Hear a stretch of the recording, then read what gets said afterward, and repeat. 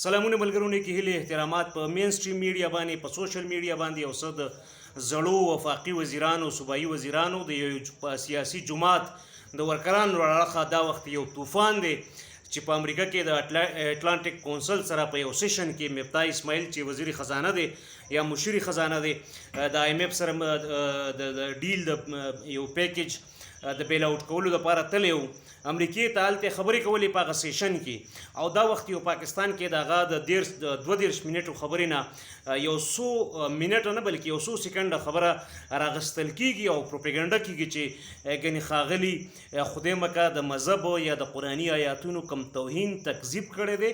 یا استهزاء کړی یا ملنډه کړله نو دغه اړخ ته راځم خو د دې نه مخکې دا خبره چې د مذهب هر قسم سیاسي استعمال د سیاسي ګټې دپاره ډېر ناوړه نامناسبه عمل دی دا نه صرف د انسانانو په شر تمامیږي بلکې خپل د دین هم په دې کې نقصان دی یا د مذهب زمونږ د مذهب یا د بل مذهب یا د بل مذهب او بالخصوص په داسې وخت کې چې زه پوهیږم چې زه دا کومه خبره کومه یا زما پارټي دا کومه خبره کوي د مذهب استعمال کوي د سیاست دپاره او زه په دې خبره پوهیږم په هغه کیس کې خو زه ډېر زیات ګناهګارېږم چې زه پوهیږم چې زما دا کار صرف او صرف د سیاسي مقصد دپاره دی یا زما مشرانو د سیاسي مقصد دپاره ډیزاین کړي ده دا پروپاګاندا یو خو دغه او که زه نه پوهېږم نو بیا دې پکار ده چې پوره کنټکسټ ته ځان ورسوم پوره سیاق و سباق ته ځان ورسوم ترجمې ته ځان ورسوم یعنی که دغه ترجمه زه تاسو ته د هغې په اردو کې یا پښتو کې لنډه شانې ترجمه وړاندې کړم بیا به ویډیو هم ولګوم وربېټم یا د دې هغه کوم هغه ټرانسکرپشن چې کوم دی هغه به هم دلته لاندې کمنټس کې لینک کړم خو په اردو ژبه کې ما ترجمه کړي ده د هغې به لینک درکړم او نور تاسو کولی شئ په خپله باندې هم د مفتاح اسماعیل په سټارټ کې خبره کوي چې اول خو د خپل حکومت هغه قربانو ته وایي چې د خپل حکومت یو پس منظر درته بیانوم موږ د عمران خان خلاف عدم اعتماد تحریک راوړی و او د دې نه مخکې هم د بېنظیر بټو شهیدي خلاف زموږ پارټۍ راوړی و عدم اعتماد خو هغه ناکام شوی و دا په 50s کې هم یو ځل داسې شوي وه خو هغه هم ناکام شوی و او دا لومبی ځل و چې د خان صاحب خلاف زموږ عدم اعتماد کامیاب شو موږ د هغه حکومت ګزار کړو موږ خپل حکومت راوستو نو دی بیا دغه کنټینیویشن کې دا خبره کوي چې کله موږ د عدم اعتماد تحریک راوړو نو ښاغلي خان صاحب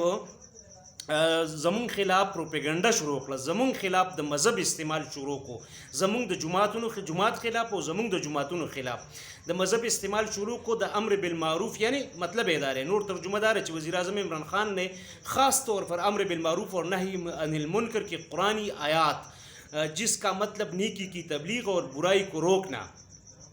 اخو موږ تاسو پوهیږو چې د امر بالمعروف نہی عن المنکر دغه مطلب دی اور ان کے لیے برائی کا اسٹینڈرڈ ہم اور وہ خود یعنی اچائی کا اسٹینڈرڈ یعنی موږ چې تحریک عدم اعتماد راوړو نو عمران خان د امر بالمعروف یو تحریک شروع کو په دغه نوم باندې د قرآن یو آیات دی امر بالمعروف او نهی عن المنکر او د عمران خان زموږ خلاف دغه تحریک شروع کو د عمران خان په نظر کې موږ زموږ جماعت موږ اپوزیشن والا د برایي نمایندګانو او هغه چې کوم دی په خپله باندې ځان ته د امر بالمعروف سټینډرډ وایو بیا پکې دا خبره کېږي چې هغه سټوډنټانو ته دا منسوب کړی دی نو سړی جسټ په کنټینیویشن کې لګیا دی چې زه به طور ریفرنس دا د طالبانو په تیر حکومت کې وزارت هم و د امر بالمعروف نهی عن المنکر چې دا د برایانو نه منې کول کوي او نیکۍ طرف ته خلک راغواړي نو بیا خپله سیاسي خبره وړاندې بوزي ښاغلی که تاسو ته 22 منټه خبره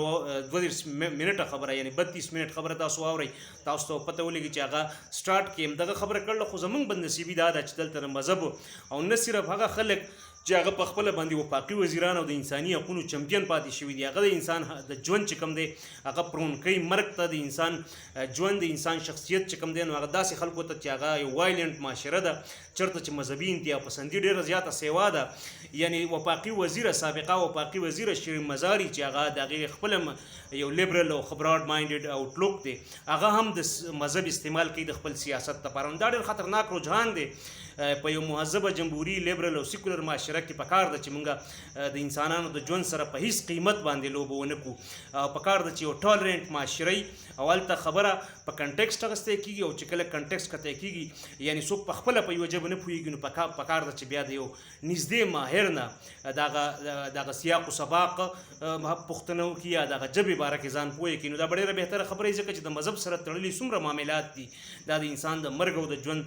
سوالونه دي زموږ په ټولنه کې بالخصوص دغه لنډه شانې خبره وه لنډ شان وضاحت اوس تاسو وړاندې مې کېښودو کورم ودان د وخت راکولو